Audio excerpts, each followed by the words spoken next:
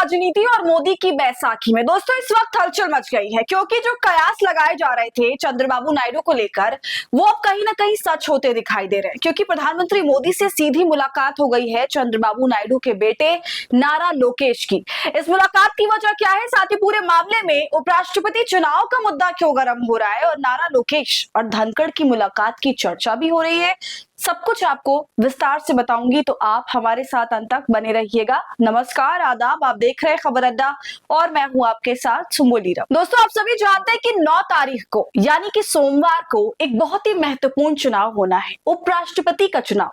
लेकिन दोस्तों उससे पहले कुछ तस्वीरें ऐसी सामने आई हैं जो बड़ी हैरान कर रही हैं और इस बात को लेकर भी इशारा करती हैं कि अचानक से चंद्रबाबू नायडू इस सरकार में इतना ज्यादा महत्वपूर्ण हो गए हैं कि हर वक्त उनको लेकर सवाल बनता रहता है कि कब कहानी पलट जाए। नीतीश से ज्यादा चिंता भाजपा सरकार को नायडू की रहती है और इस बात की भी साथ में टेंशन रहती है कि क्या उपराष्ट्रपति चुनाव से पहले ठीक वोटिंग में कोई क्रॉस वोटिंग होने वाली है।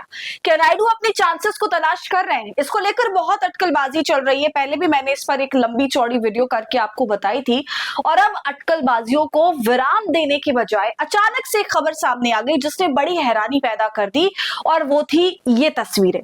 दोस्तों ये है चंद्रबाबू नायडू के बेटे नारा लोकेश। नारा लोकेश ने प्रधानमंत्री नरेंद्र मोदी के साथ मुलाकात की है और वो भी ऐसे समय में जब उपराष्ट्रपति चुनाव को सिर्फ कुछ दिन बाकी है। ये जो तस्वीरें आप देख रहे हैं ना, ये 5 तारीख की है। तो 5 तारीख को प्रधानमंत्री नरेंद्र मोदी से नारा लोकेश की मुलाकात हो रही है और 9 तारीख को उपराष्ट्रपति चुनाव की वोटिंग होनी है। दोस्तों वैसे तो मुलाकात की जानकारी खुद नारा लोकेश ने भी दी है। ये मुलाकात हुई, क्यों हुई, ये भी बताया। राजनीति में तो कुछ भी हो सकता है और सब कुछ सामने से कह दिया जाए, ऐसा तो हमेशा होता नहीं है। दूसरी अजीबोगरीब बात यहाँ पर यह है कि अगर चंद्रबाबू नायडू मोदी से मिले होते तो हमें समझ भी आता, वो राज्य के मुख्यमंत्री है। नारा लोकेश तो दोस्तों राज्य के एक मंत्री है। वो अलग बात है कि राजनीतिक साख उनकी ये है कि वो नायडू के बेटे हैं और एक तरह से कहा जा रहा है कि नायडू की राजनीतिक उत्तराधिकारी भी वही है। फिर मोदी से उनकी मुलाकात के क्या मायने। तब जबकि अभी कुछ दिन पहले ही उन्होंने उपराष्ट्रपति जगदीप धनखड़ से भी मुलाकात की थी। जी हाँ दोस्तों, अगर आपको याद नहीं तो मैं याद दिला दूं कि नारा लोकेश और जगदीप धनखड़ की मुलाकात उनके इस्तीफे से कुछ ही दिन पहले हुई थी और उस मुलाकात में जो भी बातचीत हुई वो लीक हो गया। उसके बाद स्थितियां ऐसी बन गई कि जगदीप धनखड़ को इस्तीफा देना पड़ गया। समझ रहे हैं आप दोस्तों। और अब सीधा नारा लोकेश मिलने पहुंच गए प्रधानमंत्री मोदी से। इसलिए इन तमाम मुलाकातों की कड़ियां जोड़ी जा रही है। इस बात को भी सामने रखा जा रहा है कि आखिर क्यों बिहार से मल्लिकार्जुन खड़गे ने ये कहा, बिल्कुल दावे के साथ ये कहा कि सरकार 6 महीने में गिर जाएगी। तो जाहिर है कहीं ना कहीं जबरदस्त खिचड़ी पक रही है और नारा लोकेश को इतनी फुटेज इसलिए दी जा रही है क्योंकि उनके लिए ये कहा जा रहा है कि वो चंद्रबाबू नायडू के उत्तराधिकारी हैं। चंद्रबाबू नायडू उनको अपनी सीट सौंपने वाले हैं, यानी मुख्यमंत्री की सीट। और खुद चंद्रबाबू नायडू ये चाह रहे हैं कि उनके रहते हुए ये सारा काम इजीली हो जाए। दूसरी तरफ नारा लोकेश भी पार्टी की सारी गतिविधियों पर नजर बनाए हुए हैं, कैसे क्या हो रहा है वो हर एक चीज में आगे बढ़कर पार्टिसिपेट कर रहे हैं। आंध्र प्रदेश का विधानसभा चुनाव जो हुआ उसकी पूरी रणनीति भी उन्होंने ही तय करी थी। तो ऐसा बिल्कुल कहा जा सकता है कि पोजीशन के तौर पर तो नहीं मगर अनऑफिशियली इस वक्त बहुत पावरफुल हैं नारा लोकेश पार्टी के अंदर और ये हर कोई जानता है।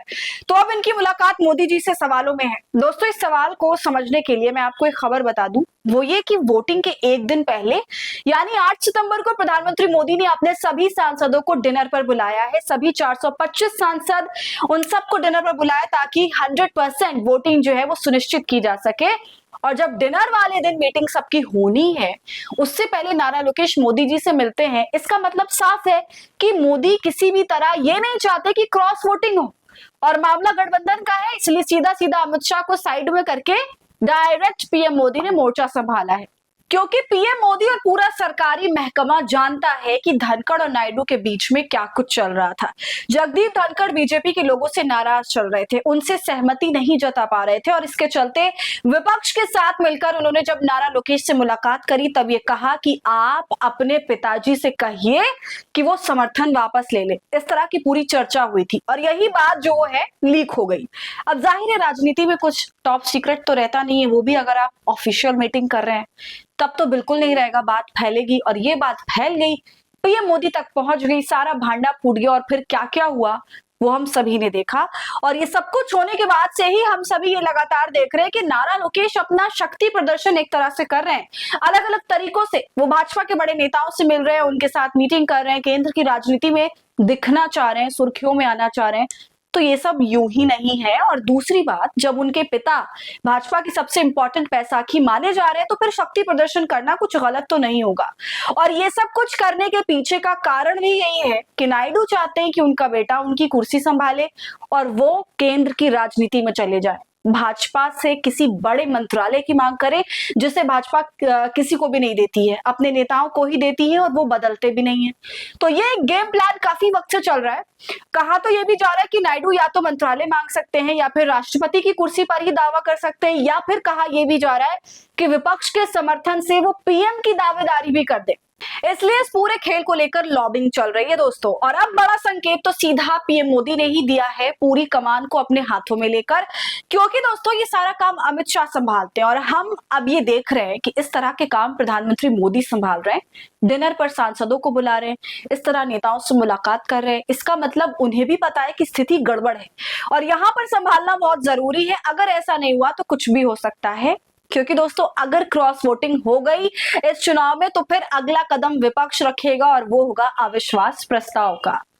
तो दोस्तों आप इस मुद्दे पर क्या सोचते हैं? क्या आपकी राय है? क्या प्रधानमंत्री मोदी फिर से चंद्रबाबू नायडू को मना पाएंगे? अपनी राय हमें कमेंट कर जरूर बताइए। वीडियो को लाइक और शेयर करें। खबर अड्डा को यूट्यूब पर सब्सक्राइब कर लें।